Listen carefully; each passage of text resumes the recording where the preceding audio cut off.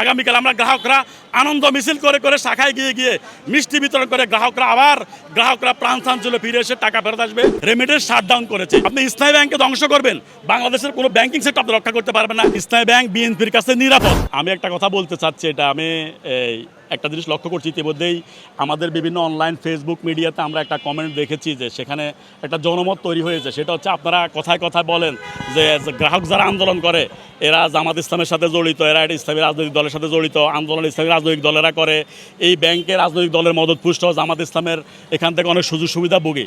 দেখেন, এত কিছু আপনারা মিডিয়ারা এতদিন বলার পরেও কিন্তু ইসলামী ব্যাংক থেকে কিন্তু এসালাম এত লুটপাটের পরও ইসলামী ব্যাংকের এই আপনারা এত অপপ্রচার যে জামাত ইসলাম জড়িত, এটা জড়িত, সেটা জড়িত হওয়ার পরও কিন্তু গ্রাহকরা কিন্তু আমানত উত্তোলন করে নেয় নাই।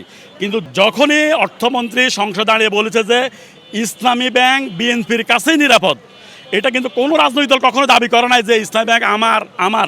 এটা ইসলামী ব্যাংকের স্লোগান হচ্ছে ইসলামী ব্যাংক আমার ব্যাংক, এটা সবার ব্যাংক।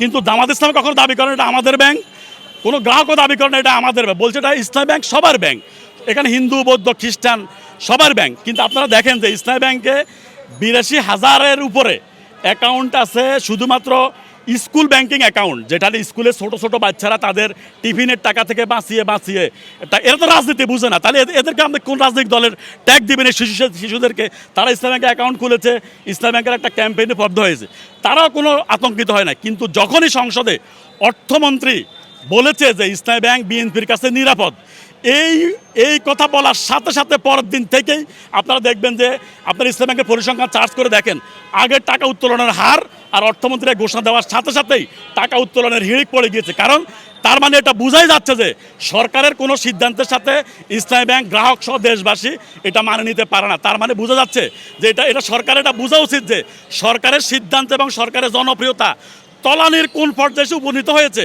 এটা সরকারকে এটা একটা অনটেস্ট যে তার একটা বক্তব্য যে ইসলামী ব্যাংক বিএনপির কাছে নিরাপদ, এটা বলার সাথে সাথেই ইসলামী ব্যাংক একদিনের মধ্যেই তার আমানত সহ সমস্ত কিছু রেমিটেন্স শাটডাউন করেছে।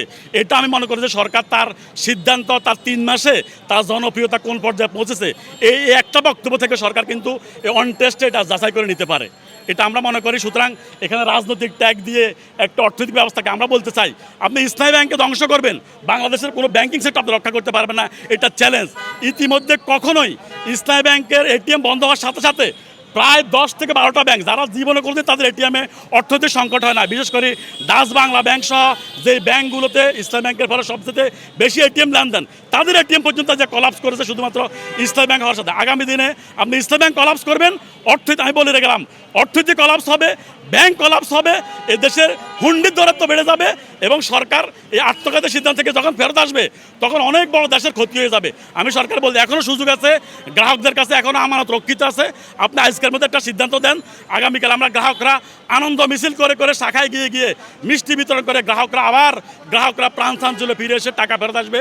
এই প্যাসেজকে আপনারা সরান, একজন ভালো চেয়ারম্যান নিয়োগ দেন, ইনশাল্লাহ ইসলামী ব্যাংক আবার জনগণের ব্যাংক হবে, সরকার উপকৃত হবে, রাজস্ব পাবে এবং ইসলামী ব্যাংক সেরা ব্যাংক হিসেবে আবার লুটপাটকারীদের দখল থেকে মুক্ত হবে ইনশাল্লাহ।